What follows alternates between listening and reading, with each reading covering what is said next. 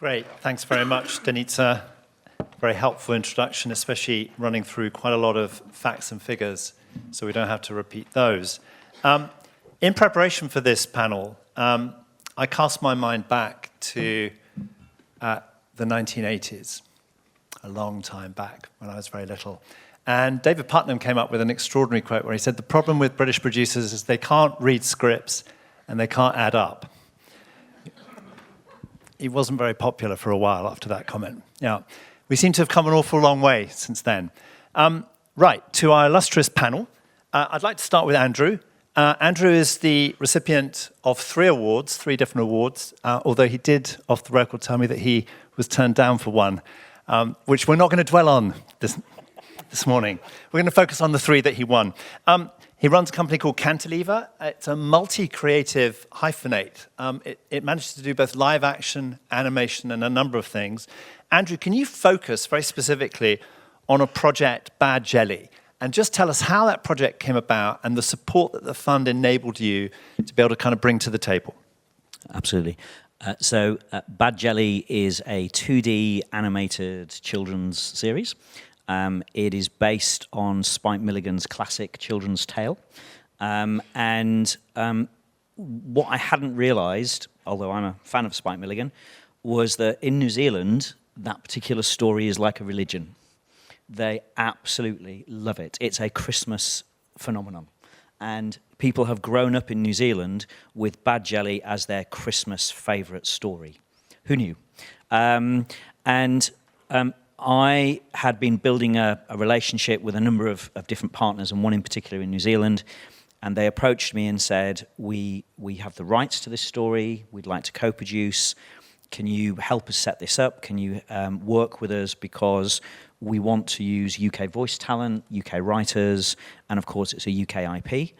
And so we started on a co-production journey to try and see if we could raise the finance for the project. And we brought in a Canadian co-production partner, which was someone that I'd worked with previously. But the New Zealand partner had never co-produced and never made anything for the international market. They were strictly a domestic animation producer. And all was going swimmingly until we realised that we didn't have a UK broadcaster. And we were struggling to raise the finance needed for the UK to be part of this co-production. 2 things happened. One was that Animancy at the BFI was amazing, and that's not an overstatement.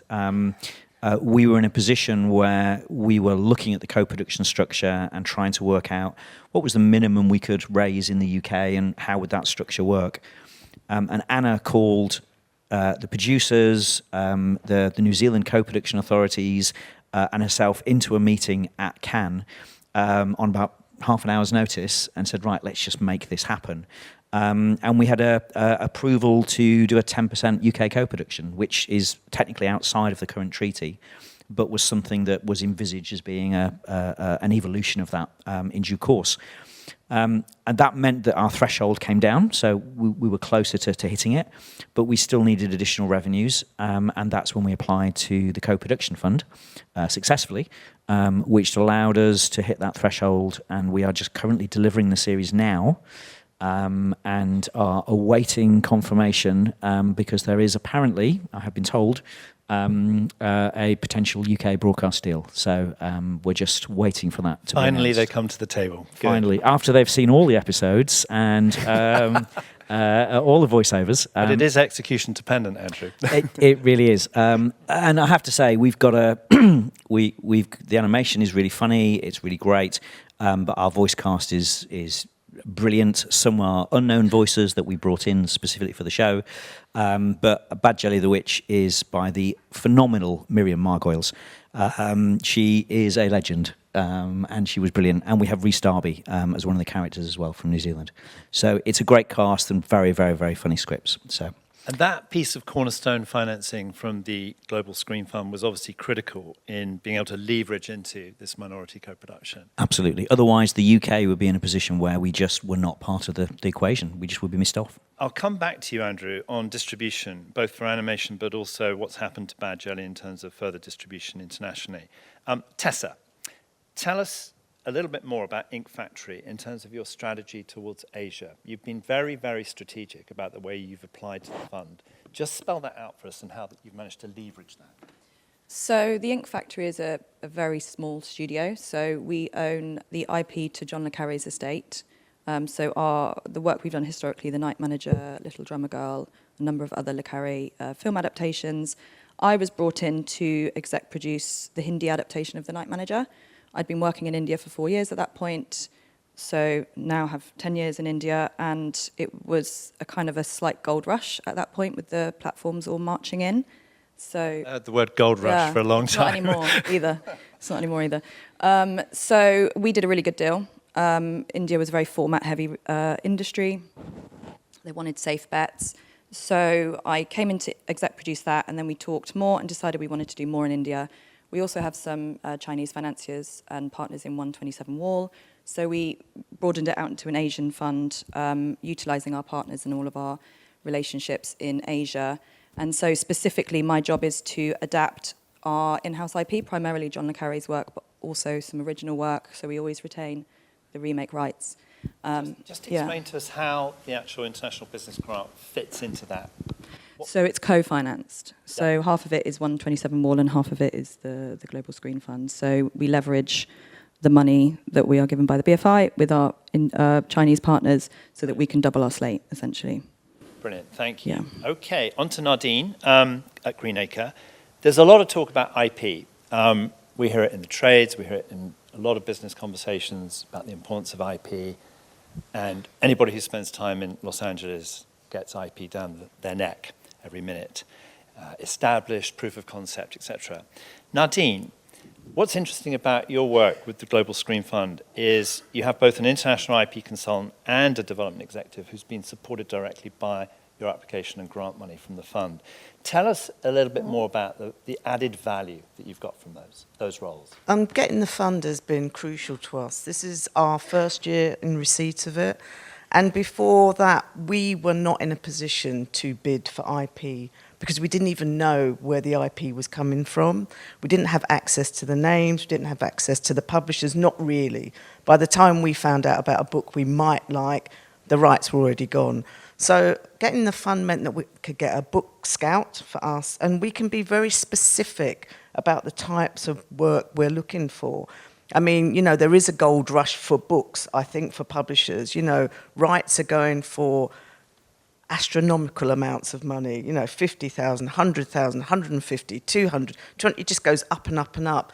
And we are a really small company, but we are quite specific in the sorts of stories we want to tell. So I think that makes life a little bit easier for our book scout because we can say, we are looking for these types of stories in these types of territories. Also, receiving the fund has enabled us to really think more globally because after we did our series Riches, we were lucky enough to do a co-financing, I would say, between the UK and America, Amazon USA. And that was an amazing experience. But that just all happened almost exactly at the time when all the strikes happened in America. So we'd made inroads to the American market, and the door was almost closed immediately. So we knew we had to pivot, and we had to go back to doing what I'd done many years ago, which was work with Europe. So I'm actually really excited about the possibilities now with doing proper co-productions with partners across Europe, and particularly we're really keen to do stuff in the Caribbean. So I'm looking forward to the next couple of years. Did Amazon ever come back to the table? Thank you for articulating that. I think we understand the message. No problem. We need to talk about Kevin. Kevin has a company called Italic Pig. Fantastic, wonderful, potential oxymoron. Kevin, you're something of an interesting outlier in the sense that we have a lot of different panels and a lot of workshops and a lot of masterclasses. And we hear about the power of video games. We hear about the potential crossover of video gaming in terms of IP for features and TV. But you have benefited, obviously, from a very different landscape to the one that we're mostly talking about in terms of support from the fund. Explain exactly what the fund gave you and how you've leveraged it. Okay, I was wondering what question you were going to ask me. Just out of curiosity, how many people here are in games? Hands? There's a couple. Just wondering how much of this panel to take up, and the answer is 3 It's minutes. 3, That's so at you've the got best. 3 seconds, mate. Just kidding. All right. So when it comes to when Global Screen Fund became the next thing, I mean, Creative Europe was mentioned, and then it was no longer there, and the Global It is Screen still Fund, there. It's just we're not part of it. It's over there. Yeah. But when you, as a video game developer, looking into how the Global Screen Fund would benefit. It's an interesting story for games because we don't distribute the way film distributes, and we don't co-produce the way film and animation co-produce. We could, but we just don't. And so what that leaves us with is business development. And business development, it's convincing, even we business develop different from the industries again. So it is we are a screen industry, but we kind of had to bend our ways to fit the bill of how this fits into international business development. And really when it comes down to games, we have a lot of the distribution stuff in place. We have, you put something out on Steam and then the whole world can get it. You put it on Xbox and the whole world can get it. The App Store, Google Play. Except maybe China. Maybe that's worth distributing into. That's a kind of a closed shop, different story. But overall, the way to develop your international business and get noticed in international markets is to create enticing IP. So a large part of my application to the international business strand was convincing the board that developing IP is business development. And it was pitching different types of IP that, whether or not they work globally or in certain sectors, that was how we were to develop our business. So I put forward 3 IPs. The committee looked at the 3 of them and said, we'd like to push you towards this one and see where that goes. And it was into immersive because that was the new hotness coming out around 2021, 22. Still on the slow rise, but it's still there. Yeah, it's an adaptive thing. When you're a small enough company and able to adapt and spin and trying to figure out where you fit into the grand scheme of things, sometimes you do have to, I suppose, bend the rules slightly in order to fit into the right boxes for something like Right, this. let's pin this down a bit more specifically. What did you spend the money on? Okay, so this is if we can pin this down, because We'll pin it. Yeah, because I applied, and I have, I think the way I put it when we spoke earlier was, I have followed my KPIs in a general sense, but not in a specific sense. So the IPs that we put forward were a couple of console games and an immersive game. They wanted us to go toward the immersive. We did start going toward the immersive, and then a different immersive opportunity came about. So it's still in the same technology, but it's a completely different brand. It's a completely different story. It's a completely different game that we were pushing with it. So what we were able to do was get some money to match up to a prototype fund in Northern Ireland. They have an NI Screen over there, which is a top-notch organization for matching anything with. And I will say that, we were able to develop a prototype and start pitching it around to places like Meta and Pico and and HTC Vive. So. And then it's still a case of who's going to pick up on that, and same as everybody else. We're all learning as we go. So, being practical, the funding raised your profile and gave you more ability to be able to develop those ideas strategically and, if you like, enhance them in terms of proof of concept. Yeah, it's much easier, obviously, to sell a demo than it is to sell a paper Totally. pitch. And This is crucial. No, the ability to be able to put proof of concept materials together is incredibly important for you. And as much as I will say great things about Northern Ireland Screen, you do need match funding in order to unlock that funding. And something like this, Creative Europe was able to match 1-to-1. This is able to match the same with the new program. So it's, if you can get some and turn it into more, top notch. It's getting the sum to start with. We'll come back to some of the potential IP and crossovers because I know the audience will be interested in terms of video gaming and the way it can relate in terms of IP and development creatively for inspiration to TV series and film. So I'll come back to you on that. Andrew, I mentioned distribution, and I know it's dear to your heart about the circulation and distribution, especially of animation projects, and the barriers that get in your way. tell us a little bit more about your strategy going forwards, because Andrew very kindly is going to talk about something that is hot off the press. Yeah, so we are one of the as yet unnamed recipients of the next round of business development financing. You've been named now. Yes, so we are now very kindly from Denise and the team, and so Cantilever a few years ago, we spent a lot of time and effort to produce our first animated feature film, which was The Amazing Maurice. And so that was on Sky, and we had a day-and-date release in the UK. We've won lots of awards. It's done very well internationally. But as I was starting to develop other feature films, it became very apparent that there was a structural problem in the UK industry as relates to feature animation. Which is for a number of reasons, corporate restructures, the world economy, all those things. All of the mid-level UK film distributors who were interested in animation had essentially disappeared. And what we had left were some great companies that were interested in animation, but who either didn't focus on it or didn't have the resource or the business priority to really invest. And so at the moment, in the UK, if you have a feature animation, you can go to Sky Cinema, who are amazing and wonderful, and I have 3 features with them at the moment, so I can't say good enough things about them. But other than Sky, there is nobody who is going to invest in your feature film. There is no distributor in the UK who will put money into an animated feature. There are a few distributors who will buy the feature when it's finished and delivered for a very low sum of money, who will put no P&A behind it, and it will go straight onto Amazon. And that's your life. Your film is gone. Internationally, you look at all the other countries, particularly in Europe, and there's a thriving ecosystem of distributors. They will bid against each other for your film. They will put P&A behind it. They will really support it. And so for us as a business to continue developing animated features, there was a problem, which is who on earth are we going to pitch to and who's going to distribute our films if we get a no from Sky? And so the answer is currently nobody. The answer as of next year is we're going to do it ourselves. So we are launching... It's known as DIY. Indeed, yeah. DIY.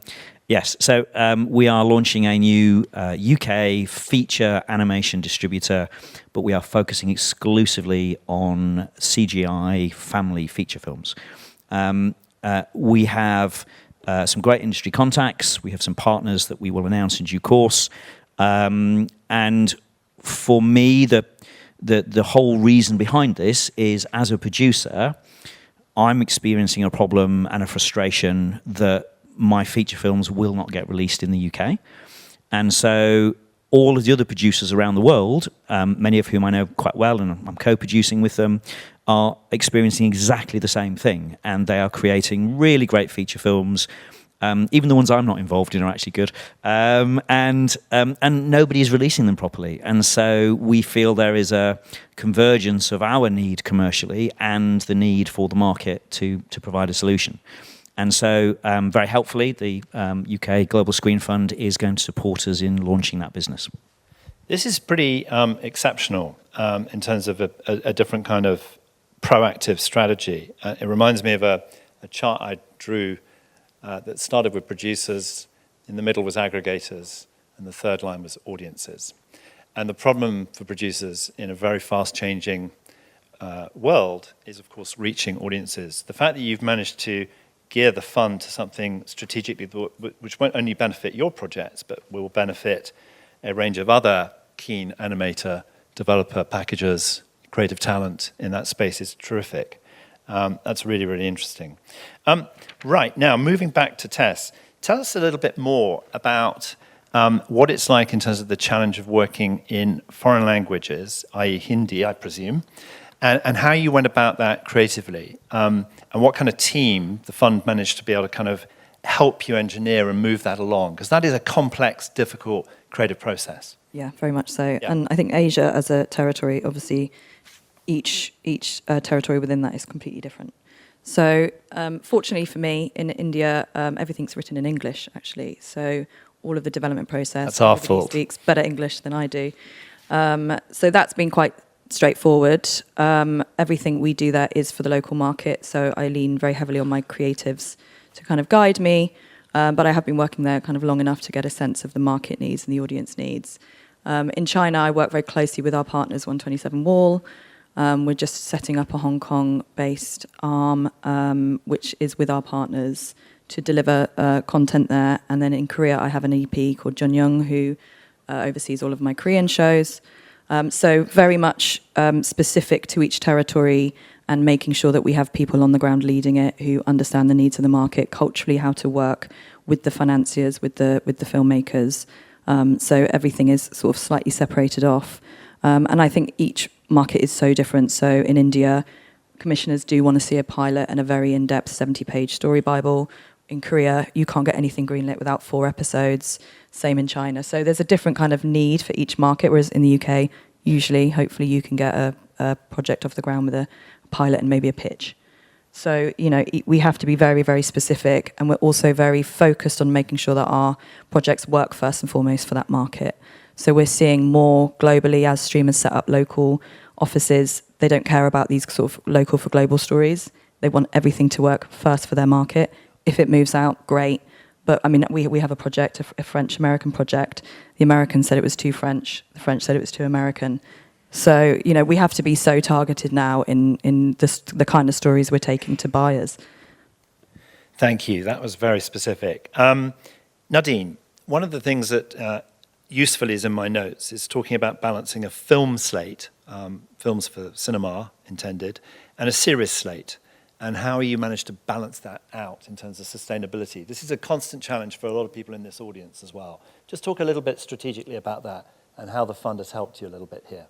I wish I'd known about this question before I sat here. I did warn you. Always a surprise. Always. Do you know what? I think, we're a small company, but we are really led by our passion. If a story comes to us that we think is amazing, we don't really try and push it into one format or another. There are some stories that warrant being 6 or 8 episodes. Other stories warrant being 90 minutes to 2 hours. So we're very much led by the material. Obviously, it is a business, so we have to think that at the end of the day, we're going to earn some money from making the show, the film, or the TV series. So I would say at the moment, our slate is probably 75% TV series to film. Yeah. We put a lot of our films in development almost the same time. So like buses, they're all getting ready to go to finance at the same time. But they are all very different. I think the main thing they have in common that, we want to entertain people primarily, but we also want to make films and TV series that say something else. There's another layer that's culturally specific but emotionally global. So I think we really do think a lot about, can we really take this film on? How long is it really going to take for us to get to a point we've got a script? How much money can we invest in this? And who will our partners be on this? Because at the moment it's so difficult, as everybody here knows, to get development money for films or TV shows. So I think we know we're much tougher with ourselves before we say, yes, we're going to commit to developing this. That's really useful. Can you also talk a little bit about your strategy towards streamers? I was slightly teasing about Amazon, but the crucial thing is that the streamers are a dominant force in the landscape now. We all know that a lot of the streamers don't do seed development unless they buy companies or put in money to establish talent. They're very, very tight on development. Indeed, one of the reasons why the Global Screen Fund has been so heavily applied for is to fill that gap that a lot of producers feel when they're trying to get IP, and as you said about publishing and books, but it's more than that as well. It's about building out a slate and being able to hold on to IP for as long as possible. Just talk a little bit about that in terms of the streaming strategies that you're employing. And I'll ask you both about that as well. I think timing is everything, with Amazon. It was a very particular time that we were going out to make the second series, and we just got caught up in everything that was going on there. But we had a conversation yesterday with the streamer about ideas, and we asked directly, are you prepared to come on early? And they said yes. Now, there are other streamers you talk to and they will say no. Now, if you're a small company, you really can't afford too many punts at 50, 60, 100 grand a pop to get a script and a Bible written. So we, again, have to be very selective about the types of shows that we can start to develop. And also, you can become quite restricted to the sorts of talent you get access to that will then open the doors for you to raise this 50 to 100,000 pounds. So every step of the way, you're having to negotiate where are you going to get the next lot of money from. And from my point of view, we are constantly doing co-productions. We're doing co-productions within the UK, because if we find a book that we want to do and they say, yes, we're not going to talk to you unless you put 50 grand on the table, there's only so many 50 grands or no 50 grand you've got. So you're automatically starting to talk to other people that you can work with from the ground up to make that show happen. So I feel really in a fortunate position that we've got lots of alliances that we're working on continuously so that we can get things going. Here in the UK, and the way the budgets are at the moment, you have to work with other people abroad. Otherwise, it's almost impossible to get anything made now as drama. Thank you. Andrew, just going back to some of the work that you've been doing, obviously, where you spoke glowingly about Sky, but explain a little bit about your strategies towards the streamers, because one of the things that has become very apparent is there's an old power law of 80-20. Where 80% of the market's dominated by 20% of the players. In this case, if you look carefully at the independent production industry, those mature companies are around 5% dominating 95% of the market at the moment. And that is a really, really worrying trend, where in order to even get to the streamers, you often find you have to go through a larger company to get there. Just explain how you're navigating that, because taking your animation hat off just for a second, you're also, as I said, hyphenated across live action as well. We are. So one of the problems for animation producers is that animation features are a niche of a niche of a niche. And so there are actually very, very few people who will want to commission or acquire animated features. So when you look at broadcasters, BBC won't talk to you, ITV won't talk to you, Channel 4 won't talk to you, Channel 5 won't talk to you. There's only Sky. And then you look at the streamers, Netflix was incredibly active and did lots and lots of great animated features, and then decided to stop and cancelled every single one of them.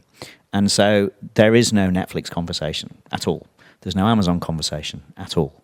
And so it's a pretty desperate situation, really. Thank God for Sky, but there is no alternative. There is no getting around it. But it's cyclical, and we are hoping that the streamers will realise that actually it delivers great value, great audiences, and that there is a real interest in feature animation that they can rekindle. On the live action side, it's a little bit more open, but we are not known as live action producers. And so we are developing projects at the moment with partners, very much as Nadine was saying. It's about partnering with people who've got the skills or the connections or the experience that you don't. We have a project at the moment that we had a very nice conversation on Friday last week with one of the streamers who said, yes. We don't know how much money that means. Is that half the budget, a quarter? We just don't know. But it's a process. We're working through it. But we do feel that it's better for us to have 10% of the pie than 100% of nothing. And it's about growing the business and growing our skills and experience. And so every time we have a new project, we learn something new, and we build our skills and our reputation, and we go from there. And quite honestly, I actually enjoy working with other people as well. So there's someone in the audience here who I'm working with on a project at the moment, and we're now doing another project together because we've had a really great experience on it. And so that for me is also the goal, to work with a partner who might be a long-term partner. And who, we can build a relationship together that means that we can do multiple projects in future. Thank you. Kevin, I said that I would ask you a little bit more about the potential for IP and crossover and the relationship that has gradually been developing between certain types of game story worlds, universes. Of course, the whole of the audience will remember The Last of Us, which is obviously one of the most highest profile crossover from a video game to a long-running series that many of us will have seen. Just talk about your sort of position on this as a creative in the games world, and how much you look to seek when you're developing your IP, the crossover and the 360-degree kind of models potentially there in terms of ideas and universes. Well, I'm not sure how well-versed I am to speak about this, because I've been running for 10 years, and it's all been our own IP. We develop our own projects, our own pitches. I sort of speak to how Nadine and Andrew here, you got to keep adapting, and you might find somebody who might throw you 20,000, and you might be able to put something together. So you've got a lot of fingers going a lot of different directions. And I think, anyone who's in indie film, I'm assuming, is a little like indie games, in that there's the things you want to do, and there's the things that people want, and they aren't always the same thing.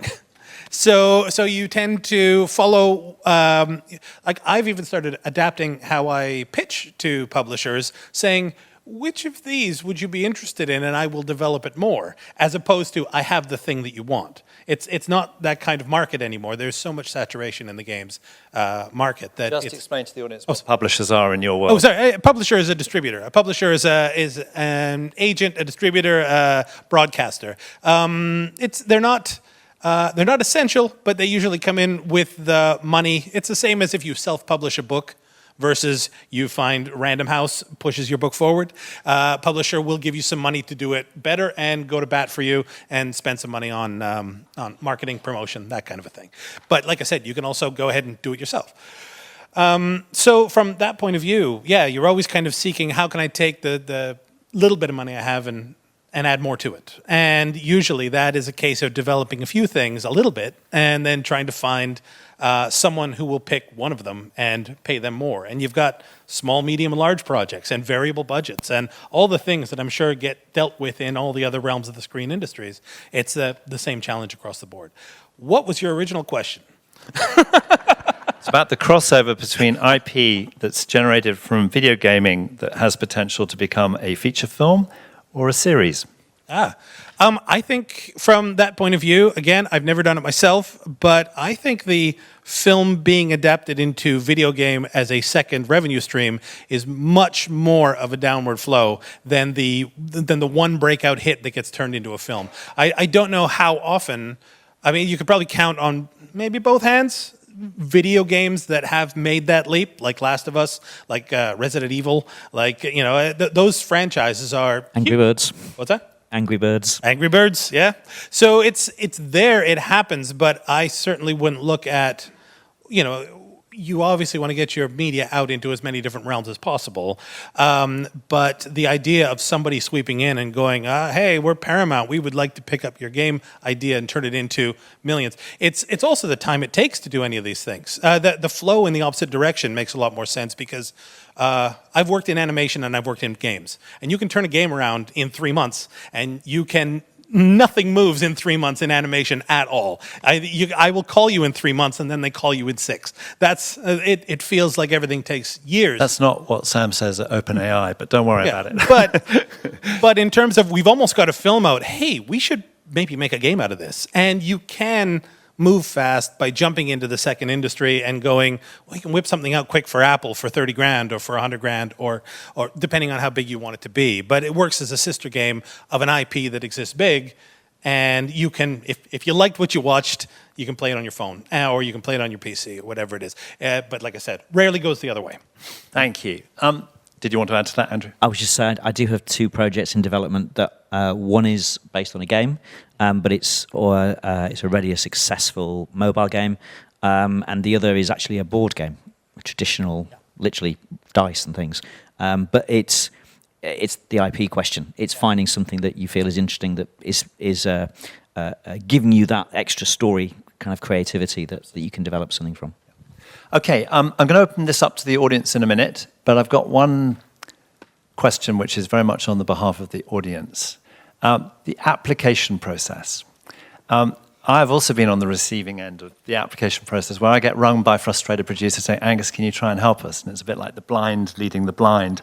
But it is demanding and it is strategic. Nadine, tell us a little bit about the way that you've managed to navigate successfully the application process, in particular on the grant that you obviously did, which was a business development grant. Yes, and it was. By admission, Denise did say when we were doing a briefing session that is the hardest, most demanding application of the three. I'm not going to contradict that. Yeah, it was tough. I mean, it is a hell of a form. But you know what? It was a really interesting process for us.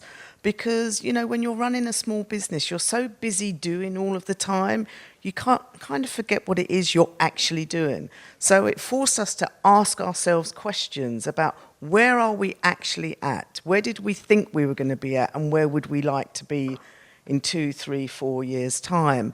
And I think it's a balancing act between ambition, reality, and fantasy.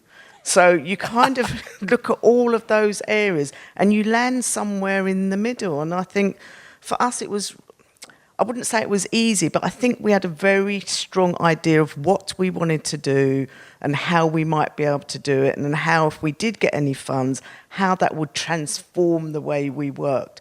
And it has. The bit that we did get help with the actual numbers, because the numbers are basically a translation of what it is physically you want to do. So to us, it made sense to get help from someone who knew how to turn our words into figures. So yes, it was a demanding process, but it was actually a really useful process for us. That's great. Tessa, do share about the application process. I think you said it perfectly, Nadine. I think with our application, I was already developing a slate, so I already had a sense of what the creative vision was for it, and I could give examples of the projects I was already developing and the kind of talent we were working with. So really, I was responsible for the creative vision and the kind of strategy, and then my incredible head of finance, director of finance, Ian, did all of the business stuff, which for me is just very deeply confusing. And he came up with all the KPIs and the kind of the scheduling, which I would say is the hard part, and all of the kind of the stuff behind the company or your company finances. I didn't have to do any of that. It was wonderful. But you can add up. If David Only asked. in Excel with the right formulas. Yeah. Andrew, as the recipient of 3 successful awards across a clean sweep, the audience is on tenterhooks. There was one I didn't get. No, we're not going to dwell on that one. Bitter pill. What went wrong with... No, I'm kidding. Explain a little bit about the way that you prepare and the way that you sort yourself out, basically, because this is time demanding. Yeah. It's quite intensive. And you need to be really clear about what you want in terms of your commercial and creative assumptions. Very much so. So I have 2 business development awards and 1 co-production award. I think Nadine absolutely nailed it. There is a lot of work and effort going into those, but for me it was almost irrelevant whether we got the money, because the process was really vital for us to think about actually how we're going to grow the business, what are we trying to do. So think of it less as we're going to try and apply for some financing, and more actually what is the business going to do, how are we going to grow. And for me, for the second time around, I actually sat down with Chris from the Denise's team and just explained what my idea was, because I actually didn't think we were eligible. I didn't think it was quite going to fit, because it was slightly different. But after speaking to Chris about it, and he went away and had a chat with the team, and they said, no, actually it is something that would be eligible. If you want to make an application, do. And then ultimately I've been successful with that. But it is a very strategy-heavy document, and it's a lot of paperwork and numbers. So it is definitely not something you knock up the night before. No. Great. Hands up from the audience for any questions. We've got some mics that will be coming out. We've got a very helpful assistant here who's going to help you. Right. Yes, the lady in the middle, about 4 rows back. Keep your hand up, please. Thank you so much. Keep thinking of other questions. We've got a nice 7 or 8 minutes for questions. Hi, my name is Carla de Bonito, and it's very interesting to hear all of you, Nadine especially, because I will get in touch with you. I have a project that it's international co-production. I'm trying to take off, and it's between Brazil, UK, and Italy. Now, the UK Global Screen Fund, when you guys talk, for me here, it sounds all not so complicated, but when I read here, I need to have already 60% of the fund secured. And I find myself really with my hands tied up. I'm almost single-handed, the company is just me and a friend, but we are managing to make such a hell of a job because we secured partners in Brazil, we're trying to secure someone in Italy as well, and hopefully make my future debut.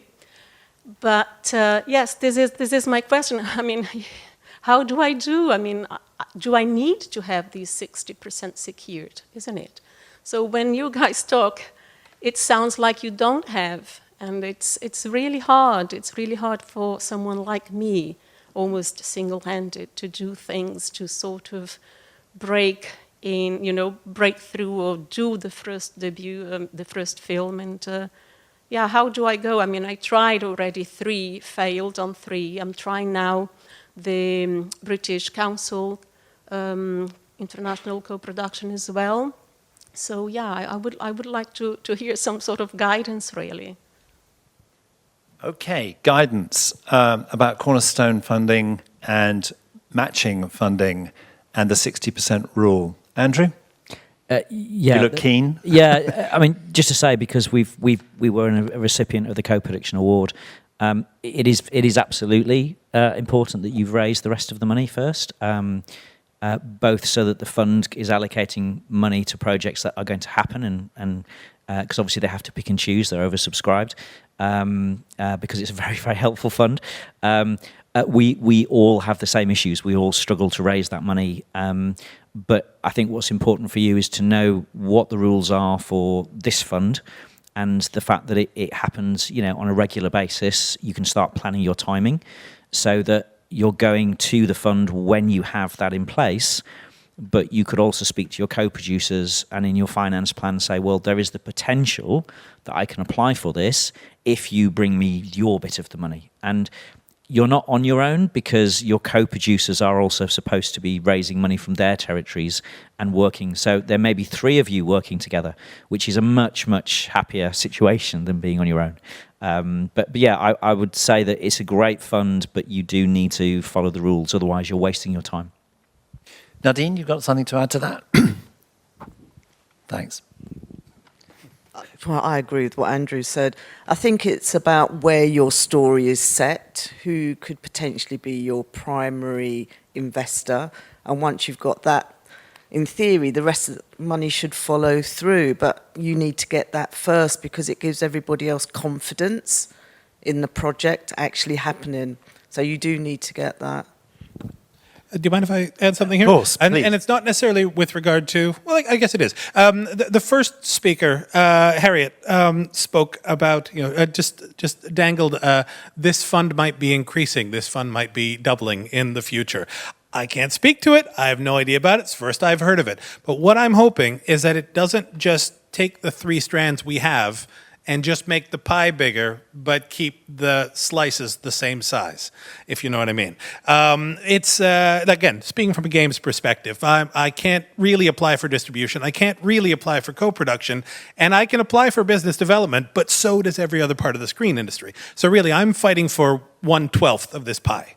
And it's up against all the projects that are in there. And I love the fact that I have access to a pie, but it's better than no pie, don't get me wrong. But if the pie gets bigger, it would be nice to see we need to see what is missing from the first 3 years. Part of this was the first 3 years has been a success, and to make it a success, like Andrew said, we have to back winning projects. Yeah, is the horse almost across the line? Yeah, there's ours. And you attach yourself to it. It's not that simple, but you know what I mean.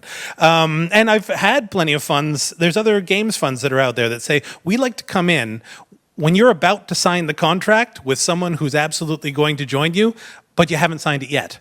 And I don't know where that window is. It's like a 2-week window. You suddenly apply and it comes about. But everybody's got their own funds. This is new. I was part of the steering committee. I got the feedback from the industry. But what they need is if they send you a survey, fill out the survey. We all hate feedback surveys, but do it. And if they say, what's missing from this fund? What should we branch into if they develop, if we're going to make more strands or if we're suddenly going to get more money. If you're stuck right now in a situation that you can't win, you and all the other people who can't get that 60% need to lobby for an early development fund. Or me as a game developer going, can we change the distribution fund into a marketing fund where I can get money that I can't touch for development, but I can only spend it on the promotion of my game? And it's not quite distribution the way film does it, but it's kind of the same idea, getting myself into markets. So all I can say is when they ask you, what does this fund need, please fill out our survey after this event. Don't delete that and go on to do other things. Actually fill it out, and we'll see where it evolves into. Those are great points. Kevin's just getting warmed up. Yeah. Right, that brings us to 12:15, and we're going to keep to time. Thank you so much, Nadine, Tessa, Andrew, Kevin. Terrific. Thank you very much.